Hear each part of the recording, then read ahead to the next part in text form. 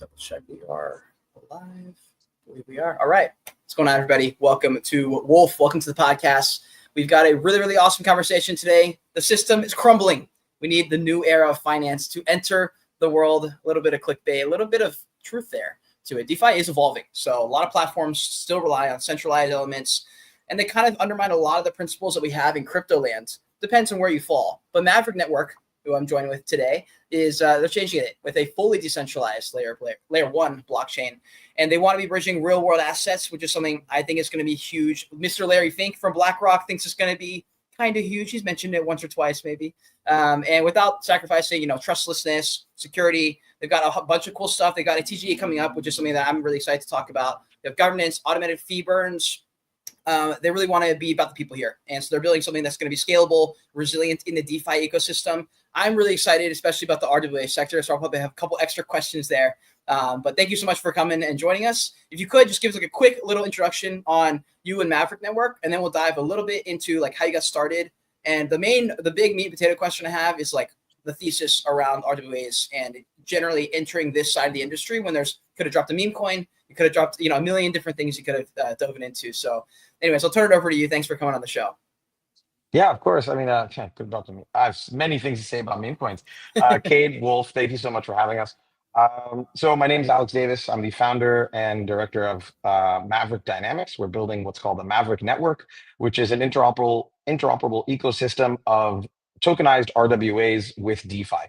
We're going to dive into it, so I'll do it when we get there.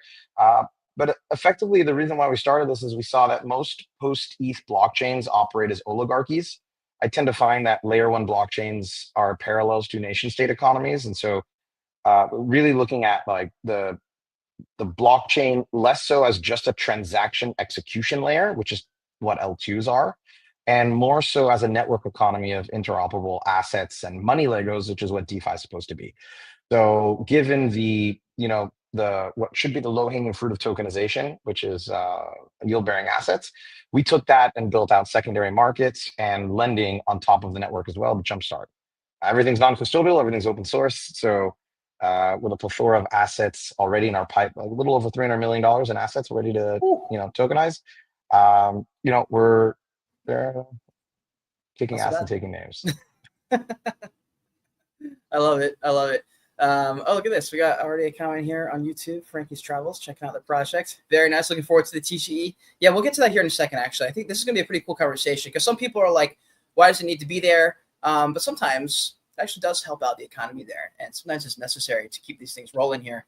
Now, so I want to jump into how you got started in the company, why you chose this industry, and any thoughts on the fact that I won't say the most powerful man in the world, but someone in the public eye that people generally will follow and say this guy's a leader in thought because he is sort of in charge of the biggest company ever that basically owns everybody in the world. He's saying the whole world is going to be tokenized, and he's got predictions on Bitcoin at $700,000.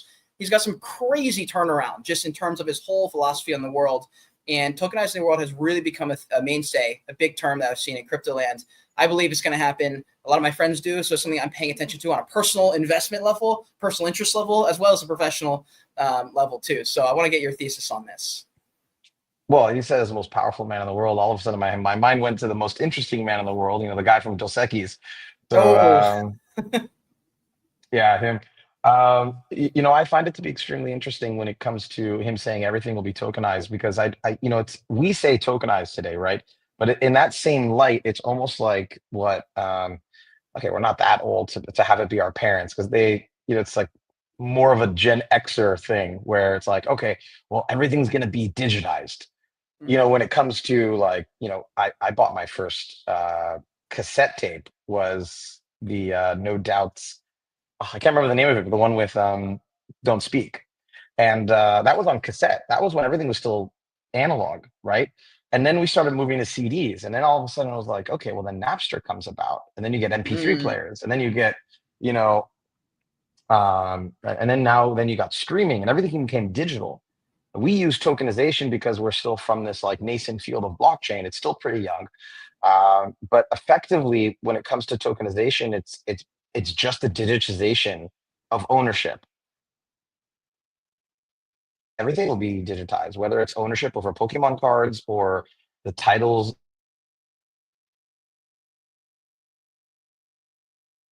Hold on, I may be losing you here. Your phone Yeah, a number. bit. It doesn't matter. It's all going to be. I think I cut out there for a second. Yeah, it went Are you robot there? mode, and there we go. You're back now. Uh, yeah, so I think everything is simply going to be by tokenization. I think we just simply mean that we're going to have digital records of ownership as opposed to analog ones, or not really. And I wonder with the way it's tokenized. I think I'll take the approach of the total beginner, and they go, what does that even mean? How would you begin to tokenize something like real estate, for example? Like, what does that even mean to tokenize a house, and who is the beneficiary there? How does it help the average layman who's like, okay, cool, tokenize the world makes sense. I want to jump in. Could you give the quick breakdown on that side of things, especially for the beginner investor who's just hearing about RWAs? Yeah, so when we talk about tokenizing a house, it really depends on the type of investment asset that it is. Is it a multifamily housing structure that has 100 homes in it, and you're just buying an investment into it like a REIT? Or are we talking about a single family home that you're going to put your family in and live in, or as an investment property where you buy the whole home outright as one thing? So if you do tokenize the deed and transfer that ownership, or do you tokenize the almost like shares of a REIT in that side? So on the single family home, on the deed side or the title, it's really, when you buy a home, it takes about 30 days to close, as opposed to seconds. And so if the title deed was tokenized, you literally can just, well, we built OTC contracts actually that can facilitate this. You just put the title deed into a smart contract escrow. The buyer puts the money in, it swaps, and you're done, right? So, I Mm. mean, if you think about title insurance in case there's something against the title or whatever, you could literally build a system where it says, okay, listen, if there's going to be some form of lien that's on the title, it would be on chain. You don't have to have title insurance for that in a way. Um, because if it's capable of being put into the smart contract, there's no lien. So you can cut down your transaction times or the closing times for a single family home from 30 days to seconds. And imagine if you think about then the costs that go into closing on a house as well. Well, I was going to say that, but also if someone says, okay, it can't be secure if it takes 4 seconds, the reason it takes 30 seconds is because of XYZ that needs to be checked off. How could you possibly do it in 5 seconds? What am I missing? So what do you say to that when someone asks that? Because I feel like that's reasonable. You're closing on whether you bought it outright or you're paying $100,000 or $10,000, whatever your entry point is and whatever you're paying into it. If they're like, this is way too short, how can you possibly trust this? What do you say to that? I mean, simple. You could either send an email to someone in New York or you could send a carrier pigeon. Is it email any less secure than a carrier pigeon? That's a good answer right there. That's a correct. That actually might be the best answer I've ever heard for that topic. That is a one. I'm writing that down. It's a very cool visual. Very Yeah, I mean, nice. you get these things like my great grandfather bought some land, I don't know, 100 something years ago, and that got passed down to his sons, and that got passed down to my grandfather's children. So like my mom and her four siblings. And along the way, now there's like 10 owners of this plot of land where you can build like 5 houses, but part of it got sold along the way. It's all in this analog paperwork that's sitting in some office that, it's still not recorded digitally. So I can't log into Wow. we're trying to figure out what's going on there. And everyone I talk to is like, you know what? You just have to hire a lawyer who's physically going to go into the office and figure out what's going on uh, with that plot of land and ownership and what's going on with it, right? On the flip side, I had a conversation earlier this week with a Latin American consulting firm they're basically building a smart city, and I was like, why don't you just tokenize the deeds from the get go? Don't have any paperwork when it comes to this. Just start on, if you're building a new city that's supposed to be a smart city and you can walk anywhere or use public transportation 15 minutes you're anywhere, and you're all these different systems for being more efficient, like why would you still use paper for Wow. anything? What did they say? They're blown away. So it's Wow. the real world is getting there. Less so as like, oh, look at these crypto bros, they're like popping meme coins out, not backed by anything. And then they start to see like, oh wait, this is just a digital record of ownership. It's just better tech. And Mm. that's where Larry Fink is spot on that this is going to win. Wow, that is powerful. And I think the reason I started with real estate is because I feel like it's one of the better visuals that people can get when they're like, okay, fractionalize what? They're like, if you brought in stable coins, for example, as your first entry point to RWAs, I feel like it's a little bit more complicated. because I feel like stable coins are slightly complicated to the average person. They're like, so you print it, you mint it, it stays the same, it's pegged to what? And I feel like it's a bit more complicated. So I feel like the real estate one is just a great visual. And that was such an excellent walkthrough there. That was very, very cool. So I'm curious here on, so a lot of crypto people come in and the majority of them are here to make money. They want to buy something, either sell for more or find opportunities. They're here because we're in the land of innovation. It makes sense. So is there secondary markets for these kind of things? I know you guys have been building. You guys actually have built multiple things now at this point. So if you could actually open up a little bit about that, and then also would love to hear if you have any thoughts on the past point about secondary markets and how you think about trading these real world assets, if that's even something that's supposed to be done with this asset class, or if it's really meant to be going into a different direction. Yeah, so it really depends in terms of, there's multiple questions in there. And so when it comes to trading real world assets, there's, just remind me down the line. People are like, oh yeah, we're going to bring liquidity and we're going to tokenize everything. There's going to be all the liquidity. It's going to be like Bitcoin. It's like, okay, you tokenize a $50,000 house. It's not going to be $1 million of trading volume, right? It's a pretty common misconception about RWAs. The thing is though, is that some assets are going to be, natively more susceptible to having liquidity, and some assets simply won't. So if you have $1 billion in treasuries, that'll be more liquid. If you have $100,000 single family home that 500 investors own, it's not going to be so liquid. So that's why we developed a product that we haven't exactly announced, but I'll talk about here, called Equities.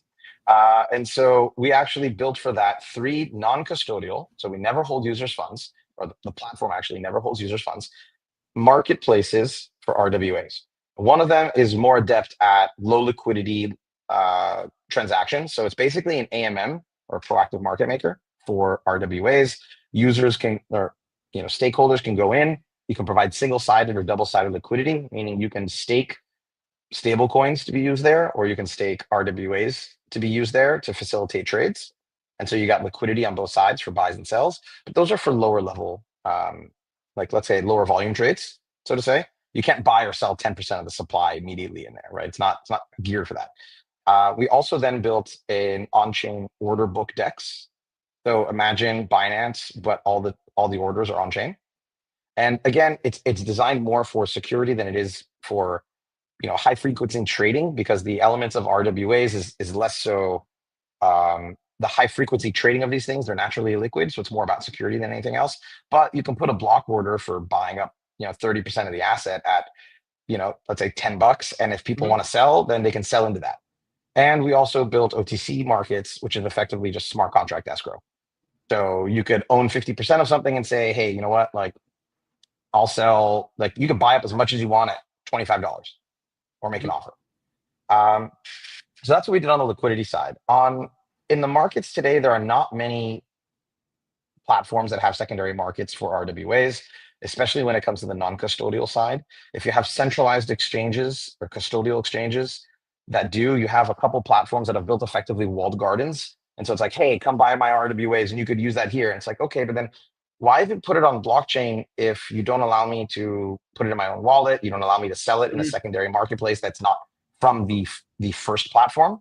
You don't allow me to do lending. And this is another reason why we started an L1, besides for the problems with L1s in the market, but that's a whole different podcast. Yeah, that definitely is. Yeah. So there seems to be 2 problems in the RWA space. It suffered from a lot of different misconceptions, and people being like, oh, I'm going to tokenize a house as an NFT and it's not a security. I'm like, it doesn't work that way. At least now, at least at the current moment. So what we noticed is that you had some platforms that provided the ability for the primary issuance and purchasing of RWAs, but no lending. And then other platforms that facilitated a secondary market, but no, I'm sorry, that they did a primary offering. I'm trying not to name names because there's just, we're here to build together. A rising tide raises all ships, but there are gaps in the market. So what I noticed is that there are platforms that have tokenized lots of homes, and they had some lending that was pretty not developed, but no secondary market. And if there is a secondary market, it doesn't seem to, well, we'll get there. And then there's other platforms that facilitate secondary lending, but then there's secondary trading, but there's no lending. Mhm. And so it's like, okay, one side's got one side's got the other, but there's not, if you go and buy a house, there's two things you want to do if you buy an investment property or an investment of some kind. Down the line that you want to sell it at some point, most likely, right? Maybe you keep it forever and your kids get it, but then they want to sell it. But at some Sure. point, that needs to be potentially sold.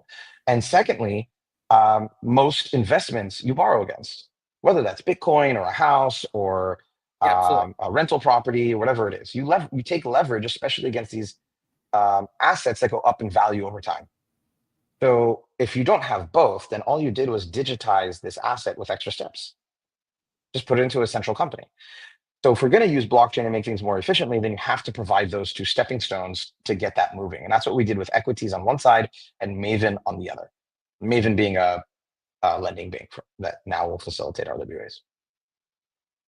Wait, so can I ask a question? So do you think the reason that they don't possibly is to cover their bases, to make sure they're getting enough money to make it through? Like, is it possibly, again, we're not calling one out, but is it possibly it's a strategic leaving out of something in the same way that, Apple will, or Sony, it just comes to mind. I use Sony cameras, and they will purposely leave out one feature. I know it every time they upgrade so that you're always waiting for the next thing, and it's never perfectly done. There's always one thing you're like, are you literally kidding me? Like, what do you mean this camera doesn't have in-camera stabilization? It's the top camera in the market. How do you not include it? And they're like, oh, the next one we will.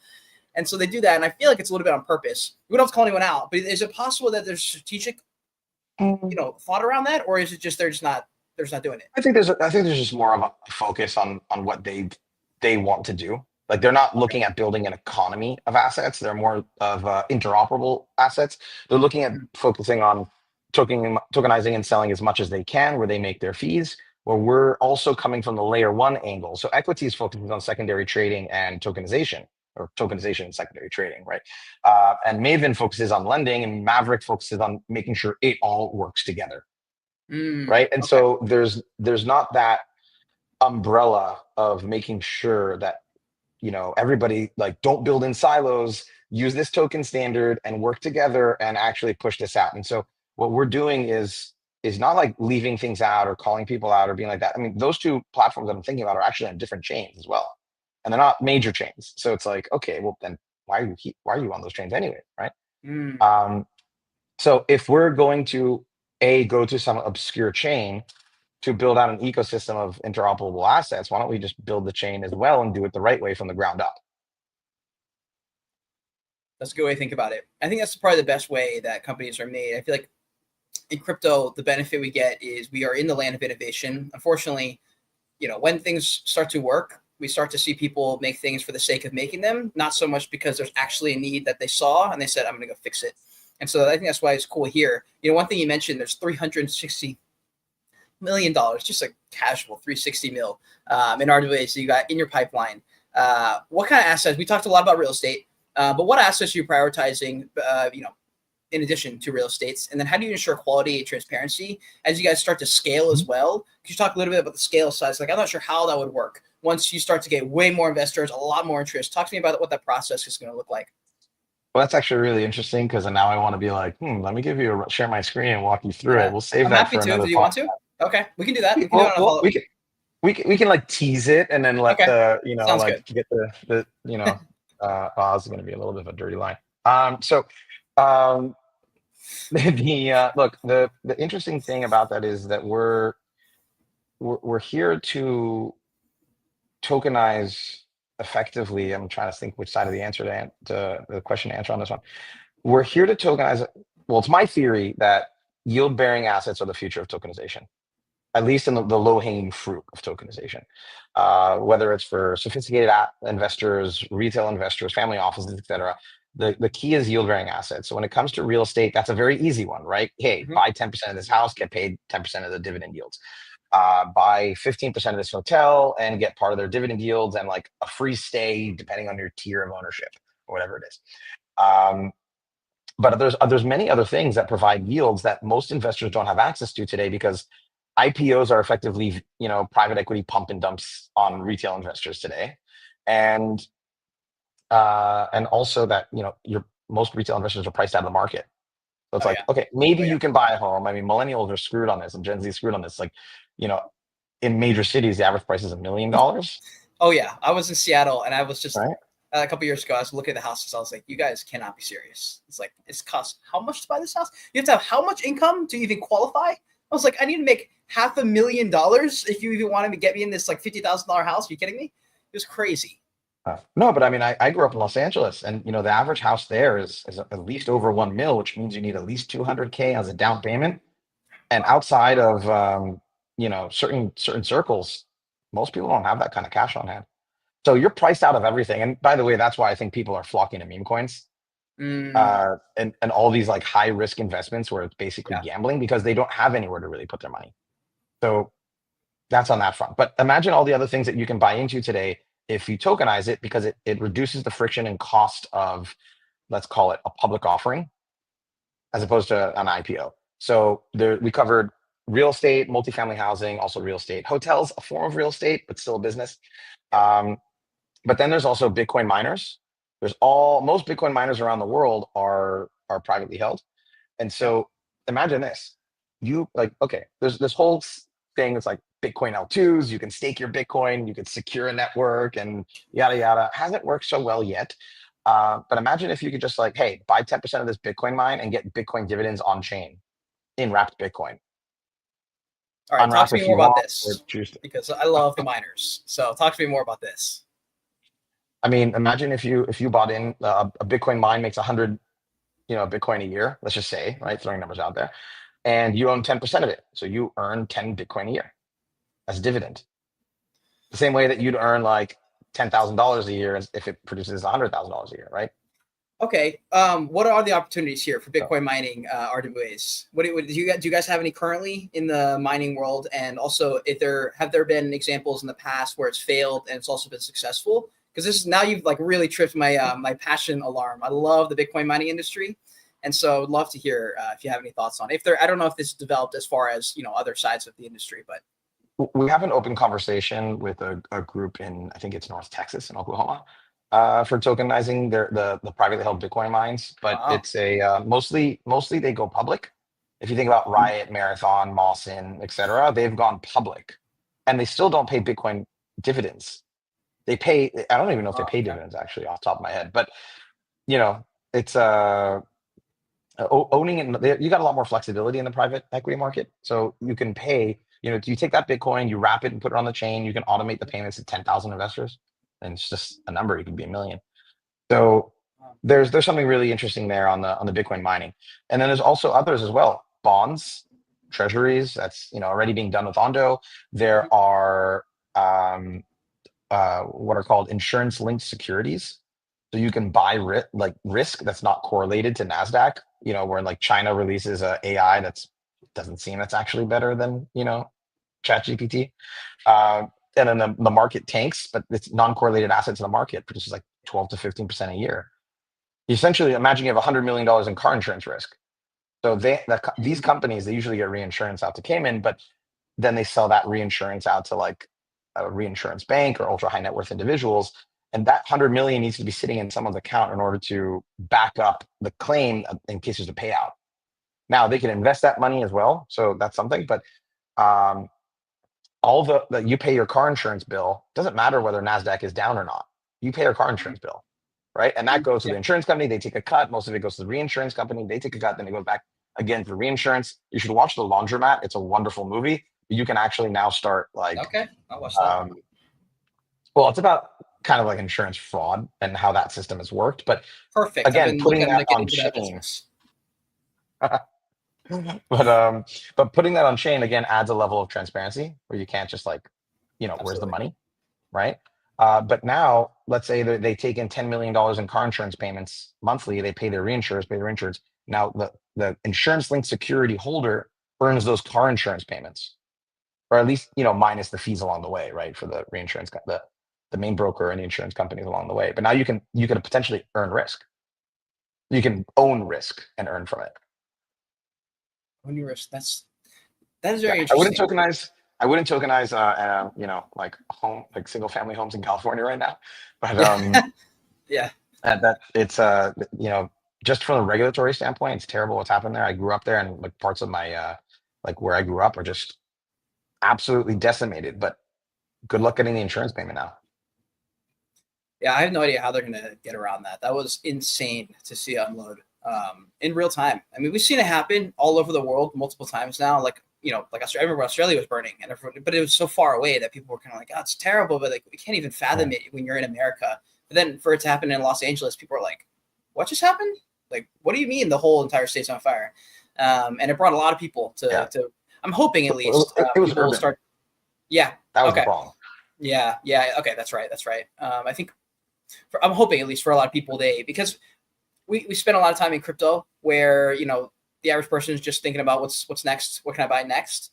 But some industries impact the world in a way that is pretty intense. And yes, meme coins are going to impact the world, but in a different way. I think RWAs, DPINs, especially when a bear market comes, it's really the big reason I found RWAs and DPINs to be interesting, because I said, wait a second, these industries, while they may falter in the bear market just like everyone else, are going to have legs that the other industries and sectors don't, because just of the nature of their sector is just different. It's an entirely different part of crypto. And I think it's really interesting. And I'm hoping at least it's the avenue that people go down especially if they're more professional, they're looking to enter the industry, but not, buy into a meme coin on DEX tools kind of thing. That's not really their interest, but they want to get in, have some money, but have it be legitimate. Like you were saying, you can sign and get a house done in 5 seconds. That doesn't make it a meme coin. It just means it's better and more efficient. So that's a really, really cool concept. I'm curious, you guys mentioned you guys were trying to do an everything all in one company, which is awesome. I think that's what it needs to be. How do you guys see, I guess, the world of RWAs going? And as that happens, I guess, how do you guys plan to adjust and pivot and be flexible in that way? Do you see any upcoming trends in the future that you're preparing for? I just want to get a little bit of thoughts, sort of in a vision casting way, what's coming over the horizon. What's really interesting, because Maverick actually is a pivot. There you go.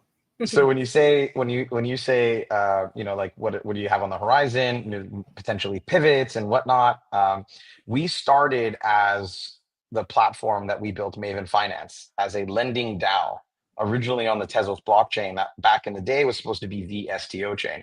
And then once we realized that they were going down the route of NFTs and not DeFi or RWAs or anything like that, that's again a whole separate conversation. I used to be, I didn't even say this, I don't think, in the beginning. I used to be the former chief innovation officer for the Tezos blockchain's Middle East office. Very cool. So, did not know that.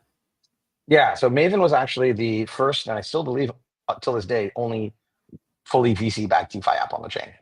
And so we decided to pivot, not launch there, and actually expand into building our own chain and then also building equities.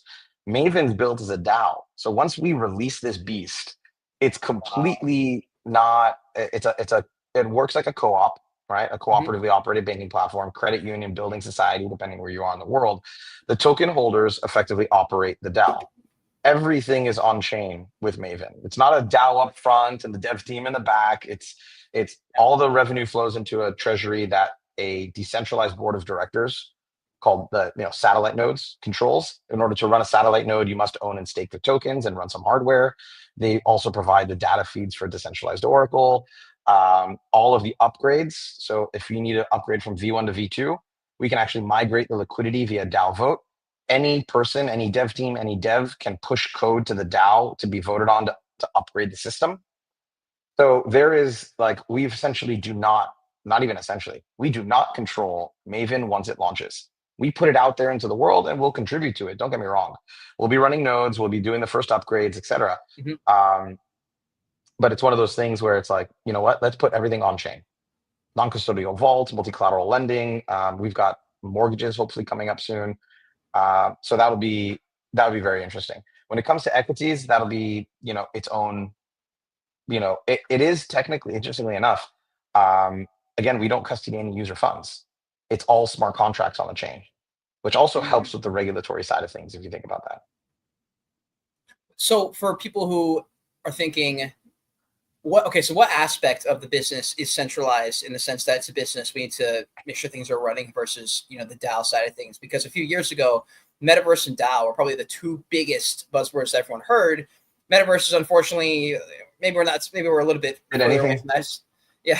I've not heard anything. I think I have no idea what that even means now, but I do think if we're going more digital, it makes sense in some capacity. We start to have more and more augmented reality experiences. But That Awkward kind of moments fell for apart Mark Zuckerberg. a little bit, and a few billions and trillions of dollars probably down the gutter. But people heard that word, and they're like, I guess it's dead. And then DAOs, same thing. I think because DAOs were so associated with NFTs, and NFTs just plundered straight down for like 3 years straight, and then have came back, but like not really. So I'm curious on when people ask that, what aspect of the industry should be decentralized and run by a DAO? Can you trust the people in the DAO? So I just would love to get your thoughts on that. Yeah, so I think it's really interesting you say that because NFTs popped up. The NFTs popped up in the market because all that DeFi summer money needed to go somewhere, right? We had the ICO first. You had like Bitcoin, and you have all these other like coins that popped out of there. Then you had Ethereum, then the ICO craze, and then the ICO money that came out of the ICO craze went into DeFi. Then that DeFi money went into NFTs. That NFT money went into meme coins. That meme coin money is now going into AI agent coins, which are not actually connected to the AI. It's like every cycle we just get stupider and stupider. Seems like it. So so I'm really hoping that at some point we just like completely reverse the loop there and go back to delivering value using this technology. Um, when it comes to trusting DAOs, I think one of the interesting reasons why DAOs didn't take off as much as they should is that they're hard. DAOs are actually really hard. It's a lot of people were like, oh, we're a DAO. They're like, oh, we're a DAO, we're decentralized, and you can't touch us. But then the central company behind it controls everything, Yeah. right? And so that's why when we built Maven, our build also took forever. By the way, it was one of those things like there's almost like too much of early liquidity building in crypto. So when you build a Mhm. startup and you have to wait, and then eventually maybe 7 years later you get acquired or you IPO or whatnot. With crypto, it's like, oh, we released a token and now it's now the team's rich, the VC's cashed out, and why Yeah. would we stay? Yep. Like why would you continue building in that sense? I think the misaligned incentives a lot of the times with that. And so when we set out to build Maven was to build a DAO the right way, put everything on chain, right? The revenue flows don't flow to us as a company. They flow to an on-chain treasury and on all those things that I mentioned. I mean, you should check it out, mavenfinance.io. Um, and so I think you can trust DAOs. Everything is transparent with us, obviously, except for, the satellite, they're pseudo anonymous, just like any other address. However, you could see every node's voting history. You can see how they vote on every on-chain upgrade. You could see how they sign the price feeds for the decentralized Oracle, whether they make payments out to the stakeholders who delegate their tokens to them. And if you don't like what they're doing, there's actually governance for kicking out a node. First of all, there's a high threshold for that, so you need to have a lot of people that have been like, "Hey, this guy's a dick, get him out." Um, but there's a low threshold to get in, so you don't get a cartel. And so I think that's where Maven really delivers on the ethos of DAOs, where most DAOs didn't do that. They just put up a token, called it a DAO, and they're like, Yep. "This is it." Right? Yep. There was no real like we're supposed to be building trustless systems, and all people did were, trust me, bro, doesn't work in crypto. It shouldn't work in crypto. Yeah. You mentioned something that was interesting. Like every cycle, it gets worse almost in terms of what the hopium run is. I think it's because we tie it to something that is legitimate, like AI. Of course, AI is dope. The things that have been built with it, we're sitting here going, okay, this is likely like level one type of behavior. A lot of this is going to end up being grifting and using something that is dope, something like AI, which I use every single day, probably 15 to 20 times. I have some kind of aspect or connection with AI where I need something done or I need help with something or organization. We love it here. We use it a lot for Wolf, but most of the things we end up seeing launched are pretty much just hype and things like that. So, Well, great because points there. AI agent tokens are effectively glorified bots with meme coins, Yeah, right? yeah, And like, look, I don't think you should throw out the baby with the bathwater, in a sense, like cut out the knees on something. Your kid's not running properly when he's 2 months old. He's not mhm, sprinting like a cheetah, right? No, you raise your kid properly, you go through growing pains, and you eventually learn and you migrate and you evolve, um, or grow. And so one of the things is like when I look at these AI agents, people buying up all these AI agent tokens, it's the same thing. It's just this token that's on hopium of whether or not the team will do the right thing, and somehow mm, connect and integrate that AI agent token into what I like to call an economic, like mechanically or economically the economic mechanics behind the token integrated with the platform, right? So if it's just this AI agent that provides a service has a token, but that service isn't connected to the rev flows or the utility isn't there in any capacity. If you're still paying with your credit card, then why do you have a token? Wow, that is a interesting call out right there. I wonder if anyone could answer that one. Probably Oh, depends on who you ask. yeah, my head of marketing wants me to start like a crypto roast show. It's, So it's a great either that or an alt account where you go and you find hard questions and you see what happens when you ask it. That'd be funny. A show like that would probably get some good eyes. but yeah, like a crypto podcast roast show where every time I meet people, I mean, I meet people from SUI and I was just like, hey, don't worry, I can come into the office and teach you how to support RWAs. And they're like, but we do. And I'm like, can you do this? And they're like, no. I'm like, so you can't.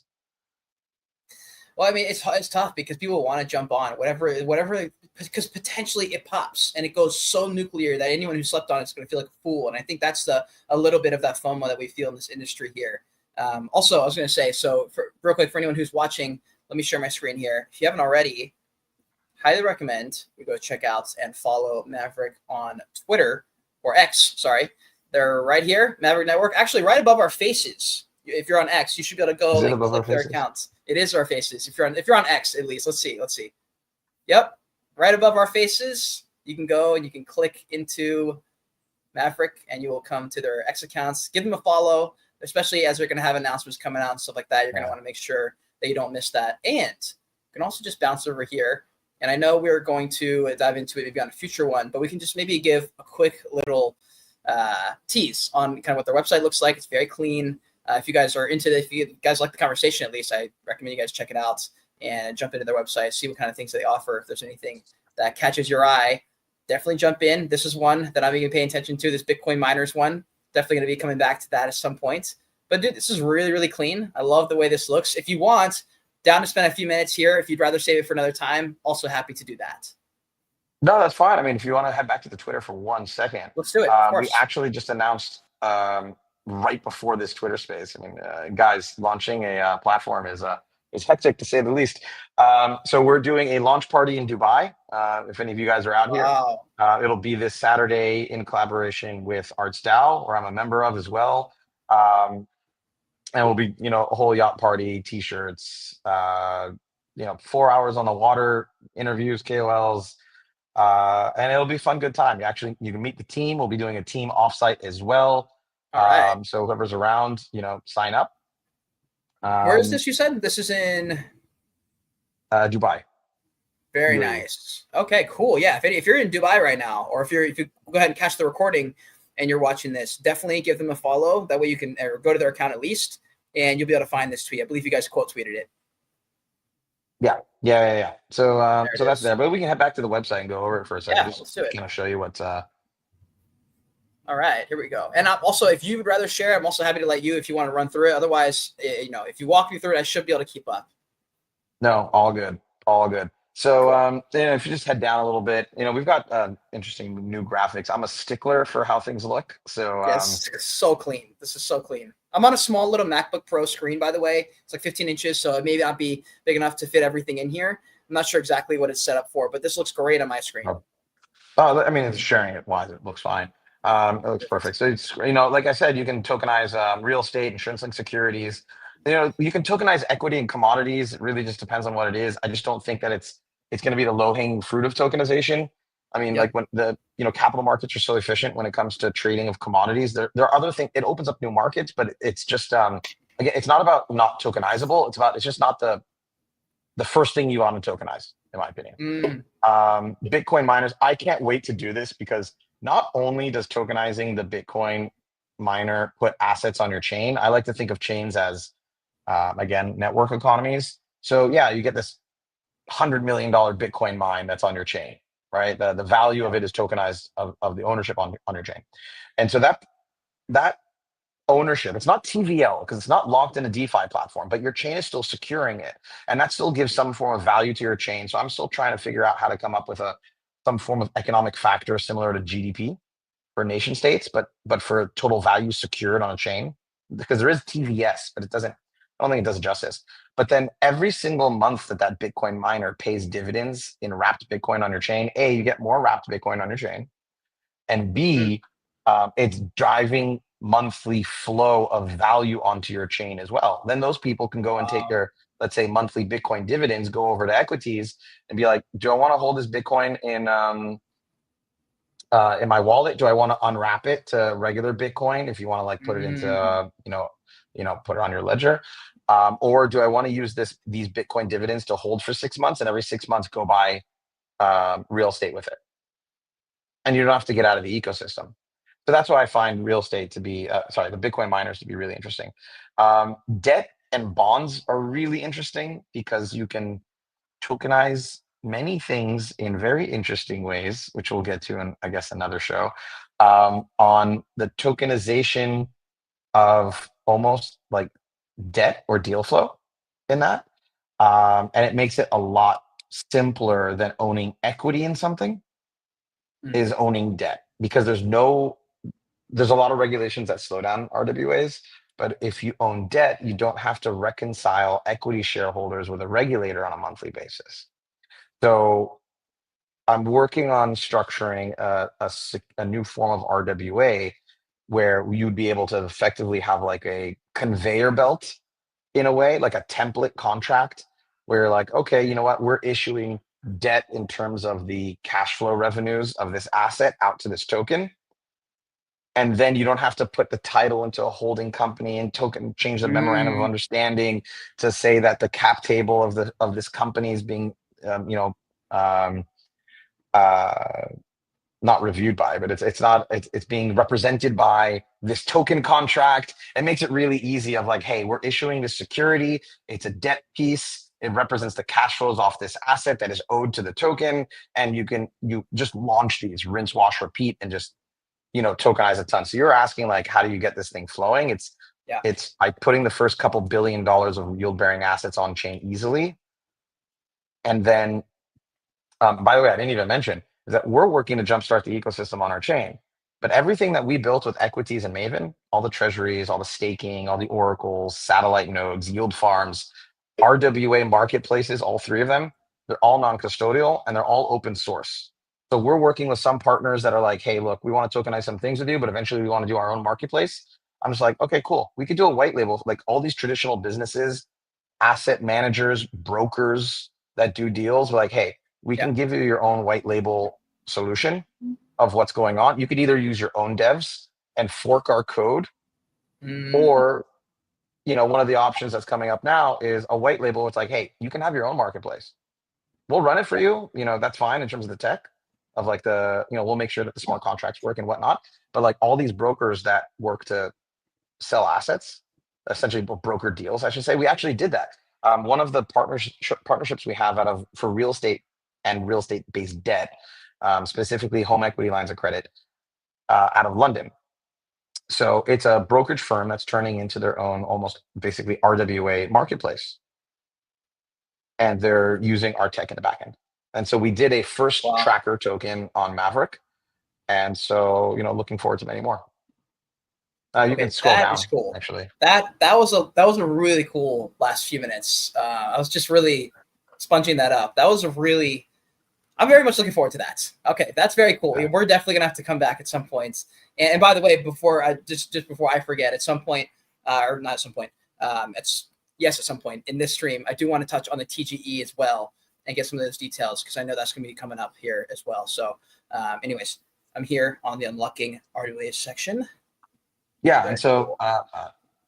yeah, it's just a matter of like having, Maverick is a public permissionless chain, but we built a new RWA token standard for the chain that takes into account, different regulatory needs for tokens. And so once you actually have what's called a Maverick Pro wallet, which is an opt-in where you verify your wallet, you can then work with all these different DeFi protocols, or DeFi-esque protocols that allow you to go and buy.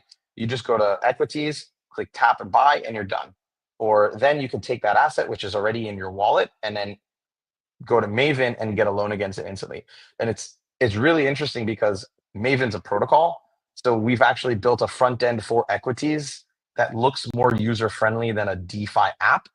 but it actually just accesses Maven's loans in the back end. Just taps into the smart contract. It's a different front end.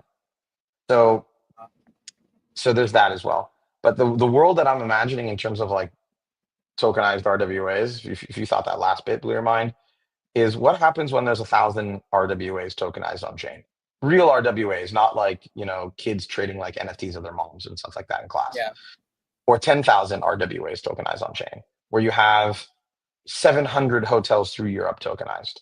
And you can get now these, there's regulation involved in this, but you can get people who are like, you know what, I'm a kid in a third world country. I can get a broker dealer license here or an asset manager, whatever license is for them. It's like, I think these 10 hotels in Western Europe will perform well. I'm going to issue a smart contract that bundles these 10 hotels into a vault, locks them there, and issues an ETF token. And every single time someone buys or sells, I'll get a small little commission off of the revenue flows that come off it, especially if they put the assets in there or get a loan to put the assets in there, and sell the ETF tokens to investors who just want to own an ETF of a prepackaged amount of assets, and they get a royalty every time it gets traded. And you can have people, instead of being like content creators on OnlyFans, be ETF creators on chain. That is going to be huge.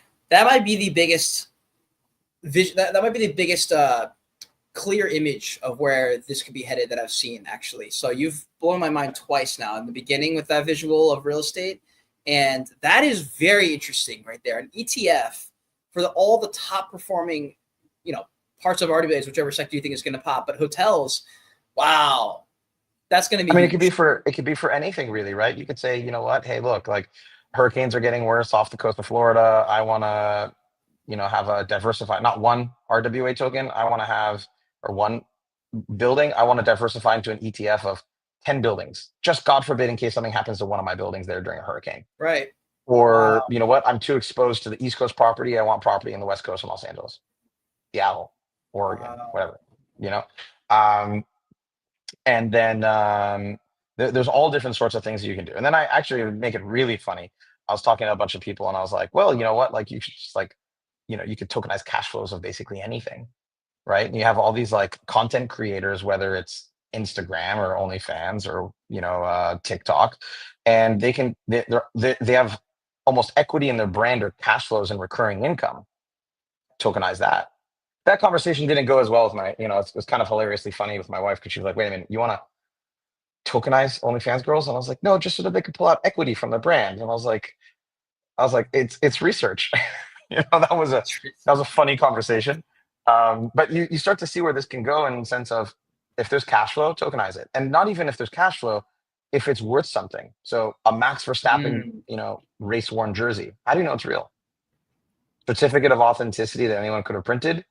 Or an NFT that when you buy the helmet, comes along with the helmet and it's issued by Red Bull Racing's wallet. Wow. That's a form of tokenization. Wow. That was really cool. That is a really interesting proposition, especially because now I'm starting to see, like, my brain's starting to circulate here of Larry Fink's mind when he says we're tokenizing the world. So I'm like, yeah, makes sense. I get it. Blanket term. Cool. I kind of get it. It's kind of where I've been at. But that's a very clear road and also a visual for how that can happen. Tokenizing something and then even diversifying your assets and saying, oh, this is tokenized, but I want to make sure I'm hedged over here. And even inside of my investment, there's hedges, East Coast, West Coast, like you were saying, if you're going to go into real estate. Wow. This Europe, now makes sense. Developing countries in Africa, Middle East. This is beautiful. So now this is making a lot of sense now for anyone who is looking at this and they're like, oh yeah, it's a bunch of things that are here. It's like that explanation makes this hit way harder now. So that was a very, very cool one. And by the way, I know we have the ecosystem here as well. I was going to say, is there an aspect of is there information about the TGE on the website here as well on this main page somewhere? No, but if you scroll up to the top of the page and you go to join the testnet. There we go. So we haven't officially put out the PR yet, but I guess you guys, anybody watching here, will get a little bit of an inside scoop. So I guess you could say first said on Wolf, unintentionally or intentionally. You'll have to decide if you know which way that was. Um, but yeah, you can actually go and play with Maverick now. The network's on testnet. You can download the Maverick wallet. It's in the Google Store. It's all Google essentially Store. Oh. been us playing with it. And you can go and get some tokens in a token faucet. You can go check out the Nexus. The Nexus is really interesting because when you think about Ethereum, how do you use Ethereum, Cade? If you were to use Ethereum, I don't use very much, but if I'm using it, or Tron or Solana or whatever, how do you use Solana? I send it if I want to add more. If I want to use it, I'm probably No, swapping it to other not the coins that I want token, to trade. not the token, the chain. How do Oh, you how interact am with I the using it? chain? How do I interact with the chain? I would have a great answer for that. I don't think the average person would either. You don't. The answer is like you don't really interact with the chain. What you do Yeah, is you use products built on top of the chain, and people are there like, you go. oh, Yep. this chain should do this chain should do that. So we built a protocol treasury as part of blockchains being network economies. It's not up yet right now, so don't click it. But Yeah. we built the protocol treasury where 25% of transaction fees flow into, 50% of the part of the block rewards go into there. Um, there are different revenue flows and public goods, as we call them, that flow into an on-chain treasury that the validators elect the council for. And so all of that will be in the Nexus, whether it's the on-chain treasury, whether it's liquidity mining, whether it's domain names. So instead of having MV105483F2 wallet addresses, you'd have like wolf.mav. If you want to vote on governance or a DApp store. So you can actually go and see all the different DApps that are on the chain as well. And this is our way to interact with Maverick as a chain, as the Maverick economy Wow. will be the Nexus. So it's more than just a block explorer. That's what it is at the moment, but the rest is Mhm. actually being put up like in the near future.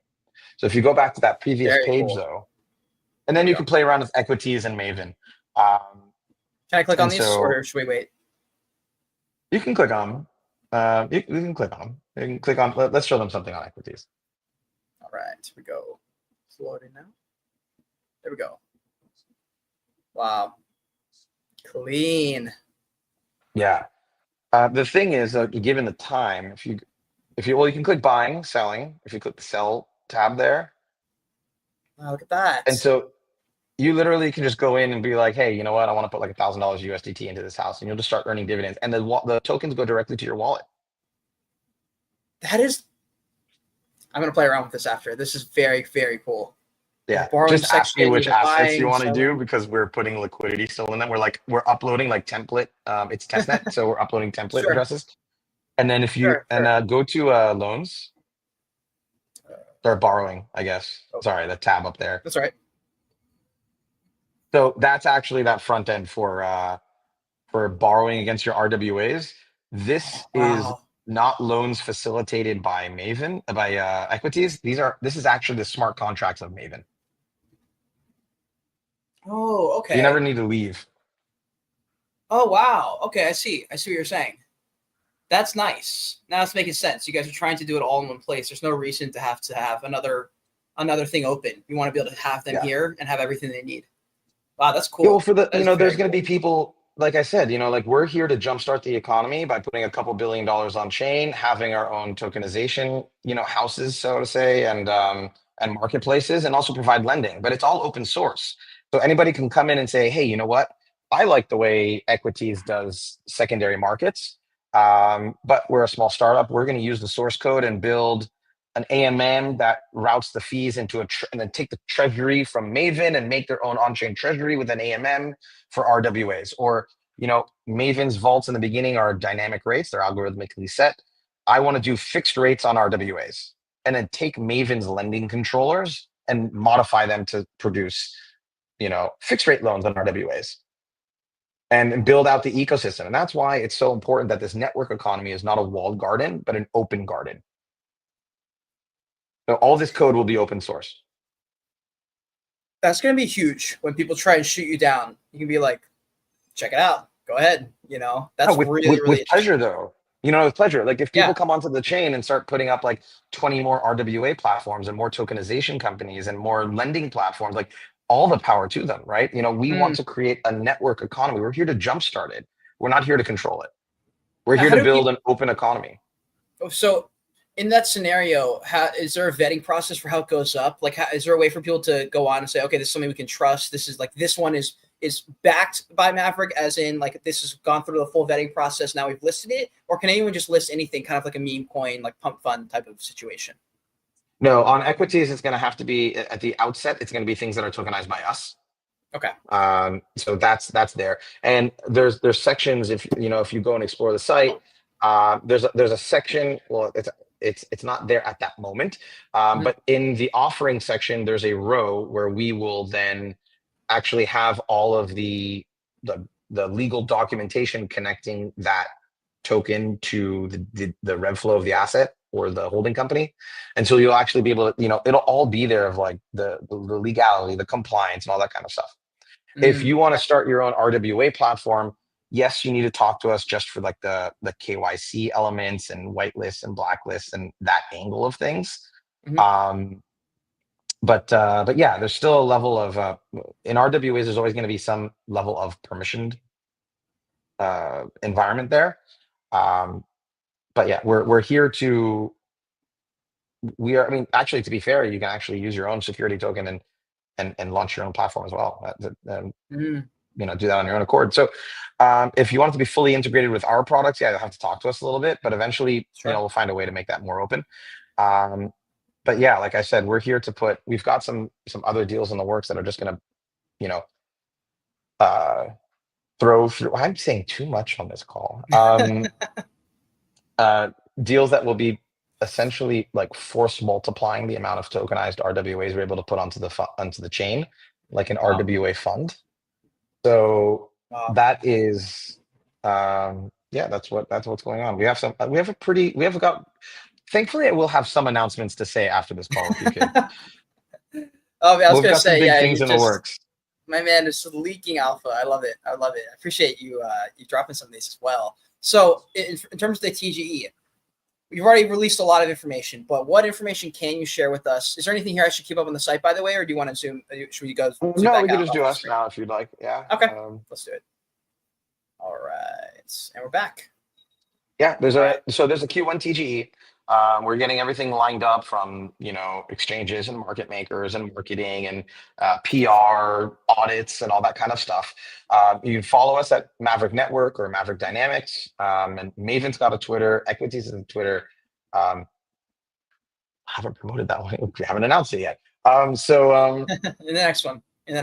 Yeah, in the next one, follow us. There's going to be an airdrop. There's going to be an airdrop for verified Maverick Pro wallets as well. So, one of the things we wanted to do is make sure that all the new, we want to get to a point where Web2 people are like, hey, you know what? I got an extra like $500 this month. I'm going to go buy some, like a piece of a house or a piece of a hotel on Equities. But regular people there's a bit of a learning curve when it comes to onboarding, right? So for the people that download so here's a bit of alpha, but it's not going to be out for a bit. For the people that download the Maverick wallet and verify their wallet, when Pro becomes available, we'll be getting an airdrop of tokens, so they never have to worry about gas fees either for a prolonged period of time. Okay. Even with big purchases, if they were to throw a big chunk of change. Well, the size of the purchase doesn't matter, actually, because the transaction fee is still the same, whether you're buying $10 million worth of an RWA or $1. Wow. Right. And we've got super low fees also. So that's not really a problem. If at least for a really long period of time, the way that we've structured the airdrop will be good. But we've got other, I'll have to talk to our marketing about when we're going to announce our airdrop and announce our TGE and how we're going to be doing our potential token sale. Something really interesting I thought of, this is just an idea, so hold your horses, is, as I mentioned, post-ETH blockchains operate like oligarchies. The foundations keep all the money. The ecosystem suffers. The token goes live at a $6 billion valuation or whatever it is, and the VCs and the teams get rich. Everybody sells out and they move on, and then the users don't make any money. So there's no reinvestment into the ecosystem, right? And that's a really big problem economically, and we've structured a different model for that. But one of the things that we want to do is also have and that's why the airdrop's important, That's why we have a game lined up to teach you about RWAs and how to All right. play with them in a competition to earn L1 tokens. We've got liquidity rewards on chain operated by validators to distribute tokens to users who, to bridge over liquidity and to stake it with us. But more importantly was this idea of a token sale for a treasury. Because now we have unlike some other blockchains where there is a treasury on chain, but it is centrally controlled. Maverick has an on-chain treasury operated by validators. So one of the things that we're thinking of doing is effectively having a token sale where participants effectively deposit their contributions into this decentralized treasury as opposed to a centralized foundation. And it's almost like they're giving it to themselves, obviously with some dilution considering the tokenomics, but now the protocol owns the contributions given to it by the users. The stakeholders control that. Wow. As opposed to just we're going to do a token sale, an IEO, an ICO, an IDO, whatever acronym you want to come up with these days with an I in front of it. And then it's still going to that centralized team. I think one of the biggest failures is that it never went into a decentralized treasury where the stakeholders have control of those funds. Wow. Yeah, I was going to say you can at pretty much every single one of those guys, and it's just a big pile of cash sitting there to do whatever they're going to do with it, and a lot of that money just gets burned. I think a lot of it goes into marketing, and the marketing just falls flat. They're just giving people money, it feels like sometimes. Oh, it all goes into private foundation salaries and paying off third-party for-profit companies. There's no transparency. Hats off to Polkadot though, with like a bit of complete opposite end there of radical transparency. Really? Yeah, I think it was Consensus. Yeah, we were at Consensus. I think they published their spending to a T. Wow. Okay, didn't know that. Yeah, they made some mistakes in that spending, but they owned up. They were like, "Hey, we did this." But this way, that would. I do remember this actually. Now that you bring that up, I do remember this happening. Yeah, and I remember also thinking, well, at least they published something. Yeah, because most of these blockchain foundations, they just stay quiet and they're like, "Hey, we burned through this much money." If you're lucky. Yeah. On what? Token prices down. No one's building here. Literally, devs do something. Yeah. Devs do something. And one thing you could do if you're a dev is give Maverick a follow. I'll say that. And for anyone who's watching, this is a really cool conversation. I'm going to go back. I was like, let me write down 3 or 4 places where I'll come back to. I wrote 1, 2, 3, 4, 5, 6, 7, 8, 9, 10, 11, 12, 13, 14 spots that I'm going to have to go back to in this conversation. Just little bits that were super, super cool just for RWA. It actually makes me want to make RWA content just on a personal level, because that just it's such an easier sell. I remember when I was trying to explain crypto to my father, Bitcoin was easy to sell and RWAs are relatively easy to sell. Everything else, he's like, but isn't that just kind of well, you kind of have to be there to understand, but to you, I'm not gonna be able to explain this. But tokenizing things like this makes sense, to the average person who's not. You know how hard it is to I'm half Iranian, Persian, really. How hard it is to explain Bitcoin to a bunch of old Persians who work in work in real estate development. Okay. But how do I hold a Bitcoin? Okay, I see. Can I get one in my hands? And I'm like, well, no, it's completely digital, but this is tangible, right? Okay, it's okay, it's a form of tech that allows you to own a piece of the hotel you're building. Instead of selling it to 10 family offices, you could sell it to 100. Wow. And now you start to have easier entry points. Yep. When it's not a $10 million investment, but you can facilitate $1 million investment or $100, right? So all right, the things you wanted to circle back on. Yeah, I was gonna say I wrote a lot of things down. I'm not gonna be able to circle back on this podcast, but for myself, I'm gonna go back and rewatch the stream. I don't have a piece of paper, so I just wrote them all down on a cardboard piece of paper of all the areas where I'm gonna go back to. Dude, this was a fascinating conversation. Okay, so we do have to bounce to another stream in a few minutes here, but we can dive into every single little thing that we talked about for its own series almost in a way. I believe it. And honestly, I think that's probably a good idea for short form content people out there. I think there's a hole in the market. So I made pretty much my whole career before I came to Wolf this past year. was all independent content creation. And so I was just making content on things I thought were impressive, interesting, things like that. And people will be surprised at how many opportunities came from me just posting videos. Because people, if like, for example, if you're interested in RWAs and you are a great content creator, you've got a bunch of things you can offer to a company maybe, but you never put the information out there, or the fact that you know some of these things, they wouldn't know to hire you, even if you're the number one S tier person for this company role. And I found that just posting the content out there actually will create so much opportunity. So everybody I meet, I'm like, all right, so you're an expert in this. Like, where's the content coming out of? Like, my father, super high up in Silicon Valley. I'm like, where's your LinkedIn posts? Like, and he started posting, and they started popping off. And I was like, this is the way. No one's going to know that they want to work with you if you don't put it out there. So for people who are out there, I don't see enough RWA content creators. So that's my call to action to everybody out there. I'm going to do my bit there. But man, it's Kate, it's funny you mentioned that, because you always get these things where it's like, oh, we need to get these KOLs in. It's like, okay, well, fine. But then it's like, there are so many actual like smart investor KOLs in that way of like guys who talk about how they got dividends and how they leveled up, that like buying a house off like a foreclosure and then remodeling it and flipping it and all that kind of stuff. And the same thing is going to happen with RWAs at some point. Yeah. Right. It's about getting this wider exposure. But that's something that you brought up that's really interesting, is that it's not enough. People keep thinking like, oh, they've got the best tech. It's not about best tech. It's about distribution. It's about how can people use this tech to enrich their lives in whatever way. Like, I was too young for this, but like beta was better than VHS, but VHS won.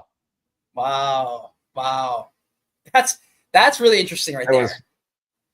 Yeah, well, it was because they had the spicy content industry went with VHS instead of beta, but that just happens to be about like they got that distribution. That distribution angle, from whatever industry it was, it doesn't matter, was what drove people to start using this technology. Not for the tech. No one gave a damn about VHS being better than beta. They wanted the content that came across it, and that's all that mattered. My brain goes to like Netflix and watching movies at home versus going to the theater or Blockbuster. Blockbuster pretty much goes out of business. Theaters were on the verge of going out of business, it felt like, during there for a couple of years.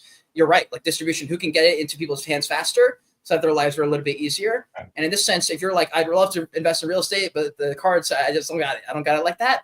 This is pretty much that easy avenue. And we just literally walked through on the website. It was beyond simple to get involved. Okay. Bring value to people's lives. It's that simple. Bring value to people's lives. Like, okay, great. Your blockchain is 0.1 seconds faster than this other person's blockchain. Okay, but what can I do with it? Like, if you don't put products on it, then who cares? Man, I don't know if I should be personalized. Probably not personal. I was going to say, well, it's okay. I was going to say, I don't know how I'm going to wrap this conversation up, but we're going to have to, and we're going to have to, do a part 2 at some point or do something here, because this is a really, really cool conversation. Real quick, for anyone who's watching this stream still, if you haven't already, please give them a follow. If you're on YouTube, go below our faces into the description. You can find their websites and you can find their X, and you can go from there and give them a follow for sure. Man, this was a great conversation, dude. I really, really loved it. Any last thoughts or any call to actions that you want to leave the audience with who's still watching? If there's anything that's coming up that you want to leave us with. Oh God, I have so many jokes I want to say actually with that one, but I like I told people this entire week, it's like, I'm gonna be the most playfully professional person you meet. It's going to be a little bit of both in a way, right? Yeah. Really, guys, give Maverick a follow, give Maven a follow, give Equities a follow. Stay in touch for like everything that we're doing with the potential token sale, IDO, the airdrop campaign that'll be starting soon. Be a part of the community, and Cade's been a big fan of. You can follow me. Do it. And then been a big fan of Wolf for a long time, so happy to be here. I appreciate you spending some time with me. I really enjoyed this conversation. Unfortunately, we have another stream, but I probably could go for 3 more hours with you and do a Joe Rogan type of conversation. So again, thank you so much for coming on. I hope you've got to do that. We got to. Do Joe Rogan experience on Wolf Financial Edition. That's awesome. Get an RWA conversation rolling here. Okay, everyone, thank you so much for watching. Please give us a like, retweet, quote tweet, tag a friend on the stream. If you're on YouTube, share out the link, let people know. If this blew your mind as much as I did, all the engagement helps. Make sure you give them a follow. And we pretty much have streams and spaces going on every single day here at Wolf. So be sure to give us a follow and follow along if you like that kind of stuff. We'll see you in the next one, fam. Take care. 3